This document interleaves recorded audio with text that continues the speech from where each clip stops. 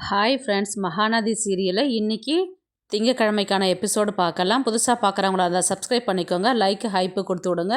வாங்க வீடியோக்குள்ளே போகலாம். நேற்றுக்கு எபிசோடு எதில் முடிச்சிருப்பாங்கன்றது பார்த்தீங்கன்னா, காவேரி வீட்டில் வந்து சாரதாவும் காவேரியும் பேசின்னு இருப்பாங்க. ஸ்கூலுக்கு டைம் ஆகிடுச்சுமா, நான் கிளம்புறேன் அப்படின்ற மாதிரி தான் வந்து பேசின்னு இருக்கும்போது வந்து எபிசோடு முடிச்சிருப்பாங்க. இன்றைக்கி வந்து பார்த்திங்கன்னா விஜய் வீட்டை தான் காமிப்பாங்க. உடனே விஜயும் பாப்பாவும் கீழே இறங்கி வருவாங்க.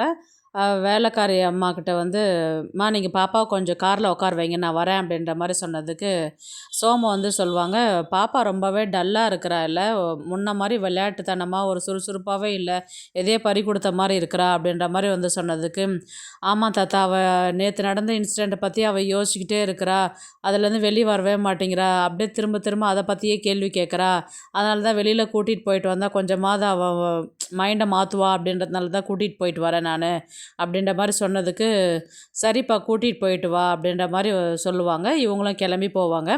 உடனே அன்பரசு என்ன சொல்லுவாங்கன்னா, "நம்மளே பெரியவங்க, ஒரு நடந்த கொடுமையெல்லாம் நம்மளாலே மறக்க முடியல, அவள் சின்ன பிள்ளை, அவளால் எப்படி மறக்க முடியும்" அப்படின்ற மாதிரி தான் வந்து அவர் சொல்லிட்டு கிளம்புவார். உடனே சோமு வந்து என்ன சொல்லுவாருன்னு பார்த்தீங்கன்னா, "மாப்பிள்ளை உங்ககிட்ட கொஞ்சம் பேசணும், கொஞ்சம் வெயிட் பண்ணுங்க" அப்படின்ற மாதிரி வந்து சொல்லுவாங்க.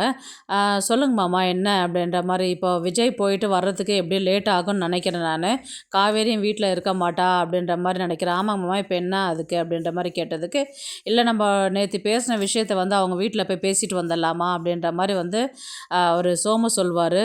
"இன்றைக்கே வா" அப்படின்ற மாதிரி கேட்பாங்க. ராதா உடனே வந்து, "இன்றைக்கி நாள் நல்லா தானே இருக்குது, போயிட்டு வந்துடலாம், நல்ல விஷயத்தை ஏன் தள்ளி போடணும்" அப்படின்ற மாதிரி தான் வந்து ராதா சொல்லுவாங்க. உடனே சோமு வந்து, "இன்றைக்கி நாளும் நல்லா இருக்குது, போய் பேசிட்டு வந்துடுவோம், முதல்ல அவங்க என்ன சொல்கிறாங்கன்றதை முடிவு பண்ணுவோம்" அப்படின்ற மாதிரி சொன்னதுக்கு, "சரி விஜய்க்கு சொல்ல வேண்டாமா" அப்படின்னு சொல்லி கேட்டதுக்கு, "முதல்ல அவங்க வீட்டில் பேசிடுவோம், அவங்க என்ன பதில் சொல்கிறாங்கன்னு பார்த்துட்டு அதுக்கப்புறம் நம்ம விஜய்கிட்ட பேசலாம்" அப்படின்ற மாதிரி தான் வந்து சோமு சொல்லுவாங்க. அடுத்தது வந்து பார்த்திங்கன்னா நேராக சாரதா வீட்டுக்கு தான் போவாங்க. சாரதா வந்து பார்த்திங்கன்னா ஃபோன் பேசிக்கிட்டு இருப்பாங்க.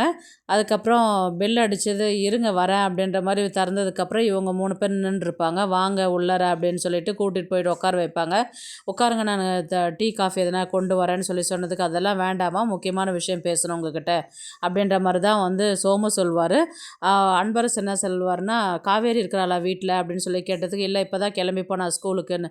"அப்போ நல்லதாக போச்சு, சொல்லுங்க மாமா அந்த விஷயத்த நீங்களே" அப்படின்ற மாதிரி தான் வந்து அன்பரசு வந்து சொல்வார். உடனே சோமு வந்து என்ன சொல்வாருன்னு பார்த்தீங்கன்னா, இந்த மாதிரி "காவேரியை வந்து விஜய்க்கு திரும்பவும் கல்யாணம் பண்ணி வைக்கலான்னு நினைக்கிறோமா, நீ என்ன சொல்கிற" அப்படின்ற மாதிரி சொன்னதுக்கு, சாரதா, "இதோட பெரிய விஷயம் எனக்கு என்ன இருக்குது, எனக்கு ரொம்பவே சந்தோஷம் இது.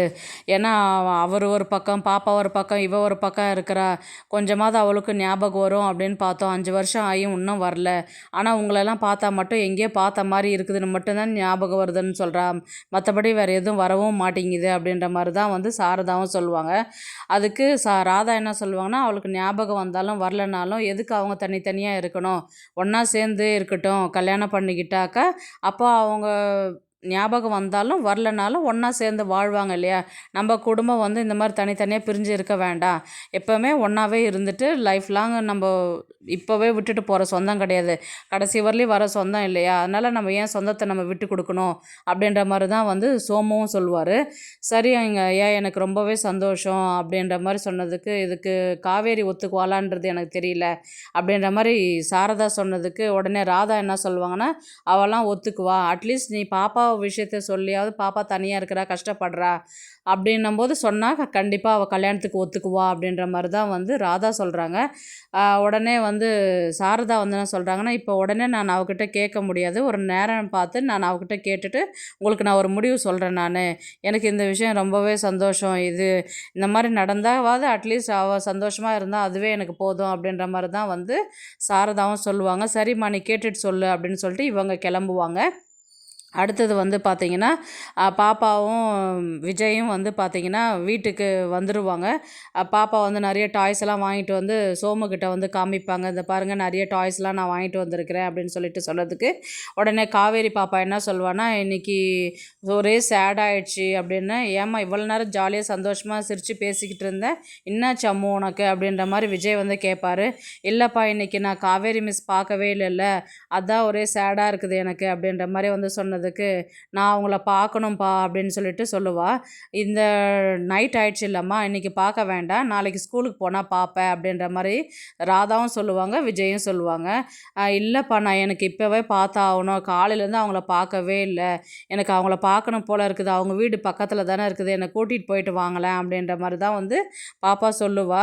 "இல்லம்மா நைட் ஆயிடுச்சு. இந்த நேரத்துலலாம் போ வேணாம்" அப்படின்னு சொல்லி சொன்னதுக்கு, சோமு வந்து என்ன சொல்லுவான்னா, "7 மணி தானே ஆகுது. நீ கூட்டிகிட்டு போயிட்டு வா" அப்படின்ற மாரி சொன்னதுக்கு, "சரி வா போலாம்" அப்படின்ற மாரி போவாங்க. அதுக்கப்புறம் அவ அடம் பிடிக்குவான்னு தெரியாதா, "சரி கூட்டிகிட்டு போயிட்டு சீக்கிரமா வந்துரு" அப்படின்னு சொல்லிட்டு இவங்க கிளம்பி போவாங்க. அதுக்கப்புறம் வந்து சாரதா வீடு தான் காமிப்பாங்க. அதில வந்து பார்த்திங்கன்னா, காவேரியும் சாரதாவும் பேசிகிட்டு இருப்பாங்க. சாரதாவுக்கு வந்து ஏற்கனவே பொண்ணு பார்த்துட்டு போனவங்க வந்து பேசின்னு இருப்பாங்க. "இல்லைங்க எங்களுக்கு இதில விருப்பம் இல்ல. நீங்க வேற இடத்துல பார்த்துக்குங்க. எங்களுக்கு தெரிஞ்சவங்களே வந்து பேசிட்டதுனால, நான் அவங்களுக்கே குடுக்கலான்னு முடிவு பண்ணிட்டோம் நாங்க. தப்பா நெனச்சுக்காதீங்க நீங்க" அப்படின்ற மாரி தான் வந்து அவங்கள பேசிட்டு வச்சுடுவாங்க. அதுக்கப்புறம் வந்து காவேரி சொல்லுவாங்க, "என்னம்மா நிஜமாவா? அந்த வீட்டுக்கு நானு பொண்ணு பார்க்குறேன்னு சொல்லிட்டு சொன்னியே, அத கேன்சல் பண்ணிட்டியா? ரொம்ப சந்தோஷம்மா. எனக்கு கல்யாணமே புடிக்கலன்னு சொன்னதுக்கு, நீ அப்படி பொய் சொல்லி என் கல்யாணத்த நிறுத்திட்ட பார்த்தியா? ரொம்ப தேங்க்ஸ்மா" அப்படின்ற மாரி வந்து காவேரி சொல்லுவா.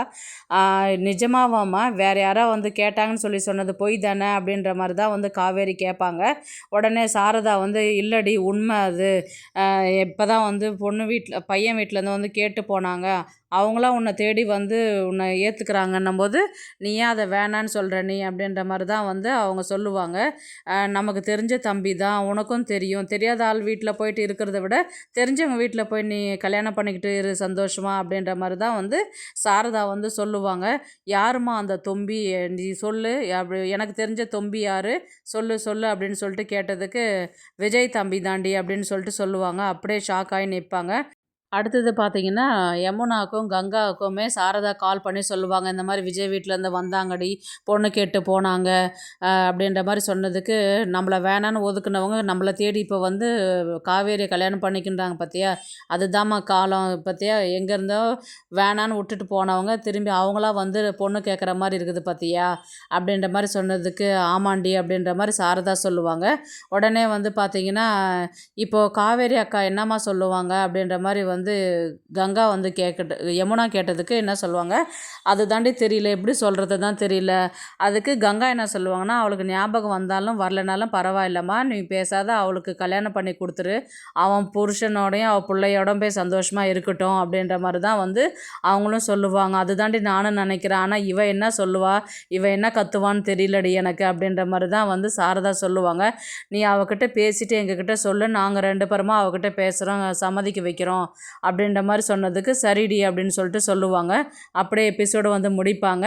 நாளைக்கு வந்து பார்த்தீங்கன்னா, இப்போ காவேரி விஜய் வந்து பொண்ணு பார்க்க வந்தாங்க, போனாங்கன்னு சொல்லிட்டு சொன்னதுக்கு, காவேரி ஷாக் ஆகி நிற்பாங்க இல்லையா?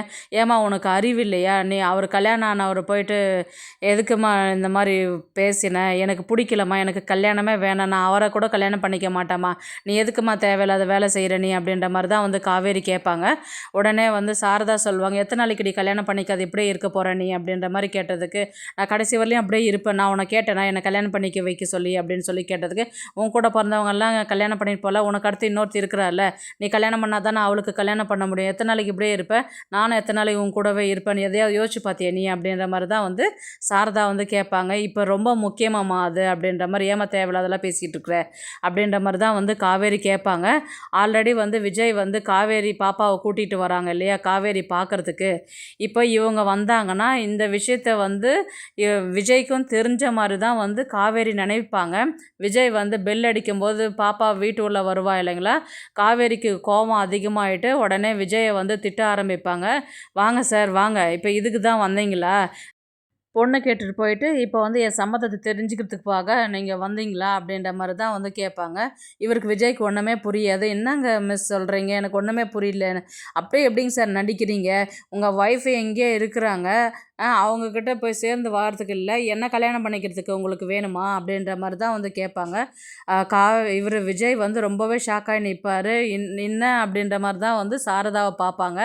இவங்களும் விஷயத்த அவங்களுக்கு சொல்லியிருக்க மாட்டாங்க இல்லையா? அவங்களுக்கும் தெரியும் இல்லையா?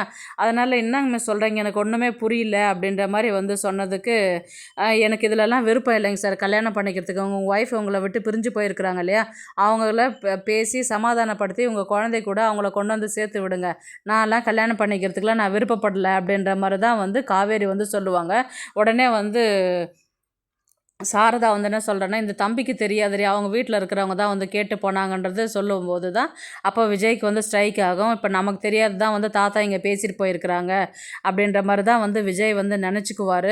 இப்போது வந்து விஜய் வந்து எதுவுமே சொல்லாத அமைதியாகவே இருப்பாங்க. உடனே காவேரி பாப்பா தான், மிஸ் இன்னைக்கு நீங்கள் ஸ்கூலுக்கு நான் வரல, எனக்கு உங்களை பார்க்கணும் போல தோணுச்சு, அதனால தான் நான் வந்தேன் நான் அப்படின்ற மாதிரி சொன்னதுக்கு, அப்படியாம்மா சரி வா எப்படி இருக்குது உடம்பு, எதனா பரவாயில்லையா, சாப்பிட்டியா நீன்னு கேட்டதுக்கு, இல்லை நாங்கள் வெளியில் போயிட்டு வந்தோம், எனக்கு உங்களை பார்க்கணும் போல் தோணுச்சு, அதனால தான் நான் வந்தேன் நான் அப்படின்ற மாதிரி தான் வந்து சொல்லும்போது தான் சாரதா வந்து என்ன சொல்லுவாங்கன்னா, ஒரு நாள் உன்னை பார்க்கலன்னும்போது பாப்பாவே உன்னை தேடி வரான்னா, அவள் எந்த அளவுக்கு உன் மேலே பாசம் வச்சிருக்கிறா, அக்கறை இருக்குது பார்த்தியா, அப்போது அவளுக்காக நீ அவர் தம்பிக்காக கல்யாணம் பண்ணிக்கிறனாலும் பாப்பாக்காக நீ கல்யாணம் பண்ணிக்கலாம் இல்லையா அப்படின்ற மாதிரி வந்து சாரதா சொல்லும்போது விஜயும் அப்படியே ஷாக்காகி நிற்பார். பாப்பாவும் பார்ப்பாங்க.